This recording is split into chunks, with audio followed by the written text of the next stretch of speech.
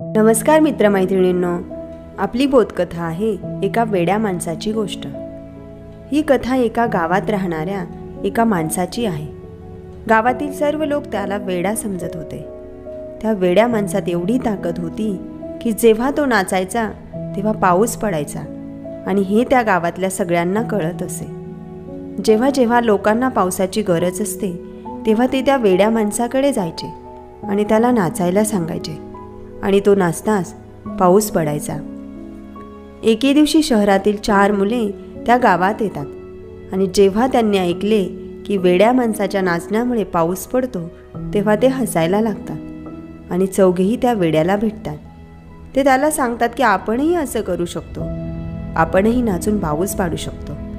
मग त्या गावातील सर्व लोक जमतात आणि ते सर्व एकत्र नाचू लागतात। अर्ध्या तासानंतर एक मुलगा थकून खाली बसतो। मग काही वेळाने दुसरा मुलगाही थकतो आणि खाली बसतो।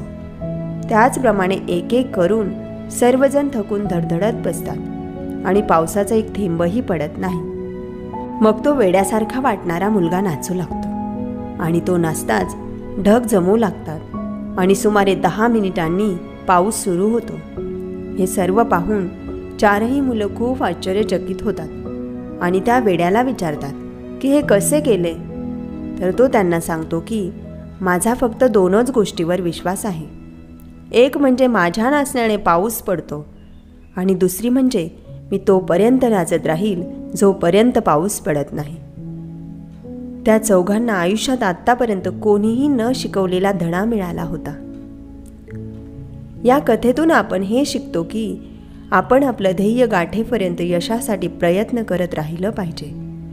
आपण कधीही हार मानू नये आणि आपण त्या कार्यात नक्कीच यशस्वी होऊ असा विश्वास ठेवला पाहिजे। उदाहरणार्थ, थॉमस एल्वा एडिसन आपल्या कामात तो यशस्वी होईपर्यंत चालूच राहिला। त्याने 10,000 वेळा प्रयत्न केले आणि तेव्हाच बल्बचा शोध लागला। त्यानेही आपल्याच्याने होणार नाही असा विचार केला असता तर लाईट बल्बचा शोध लागला नसता व आपल्याला अंधारात बसावं लागलं असतं। आपलं स्वप्न पूर्ण होईपर्यंत तो थांबला नाही। त्यामुळे कधीही हार मानू नका आणि तुमच्या कामावर ठाम राहा आणि स्वतःवर विश्वास ठेवा। धन्यवाद।